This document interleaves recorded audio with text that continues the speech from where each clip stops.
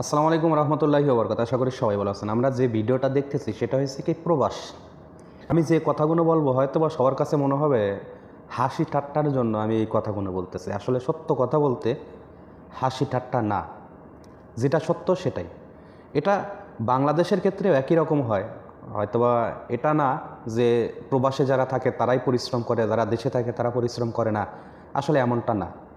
পুরুষ মানেই এমনই, তাকে পরিশ্রম করেই খেতে হবে, পরিশ্রম করেই জীবন চালাতে হবে। তো এটা হচ্ছে প্রবাস। বিশেষ করে আমি যেহেতু প্রবাসে থাকি, প্রবাস নিয়েই কথা বলি, দেশের কথা নাই বললাম না।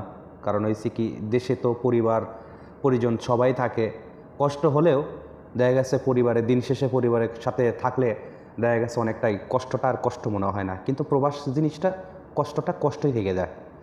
তো এইখানে আপনার টাইম টেবল মেনটেন করতে হয়, যেটা হয়েছে কি পুলিশ, আর্মি, র্যাব, আমাদের যেসব সেক্টর কাজ করে সবচেয়ে বেশি পরিশ্রম করতে হয় আর্মিতে।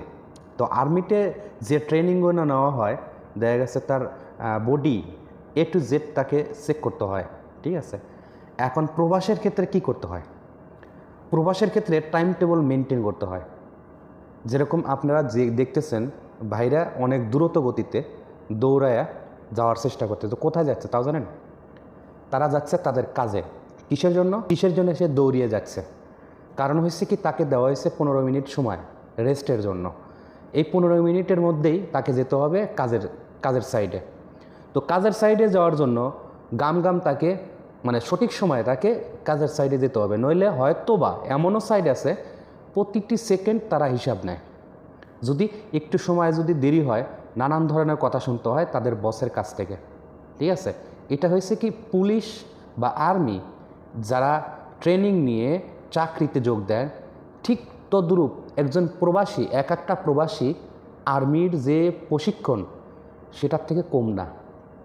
তাকে পরীক্ষা দিয়ে তার শরীর যদি, ফর এক্সাম্পল আমি একটা কথা বলি, একটা সাইডে একটি লোক লাগবে, তাকে ভালো করে দেখে বুঝে তার শরীর ভালো আছে নাকি, তার শরীরের কোনো অঙ্গ কাটা আছে নাকি, তার পাটা ভালো আছে নাকি, তার হাতটা ভালো আছে নাকি, তার চোখটা ভালো আছে নাকি, সে কথা বলতে পারে নাকি, তবেই কিন্তু একটা সাইডে তাকে কাজ দেওয়া হয়।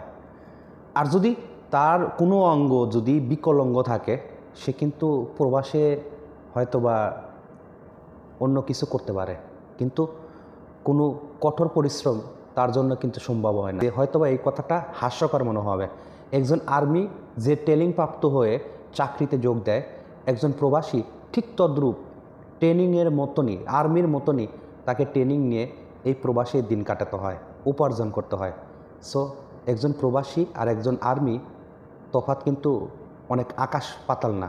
তো জীবন মানেই সংগ্রাম, আর প্রবাসী মানে সংগ্রামের থেকে বেশি সংগ্রাম এই প্রবাসীদের ক্ষেত্রে হয়ে থাকে। তো আমি এই কথা বলি শেষ করতেছি। আল্লাহ যেন সবাইকে ভালো রাখে, সুস্থ রাখে। আসসালামু আলাইকুম ওয়া রাহমাতুল্লাহি ওয়া বারাকাতুহু।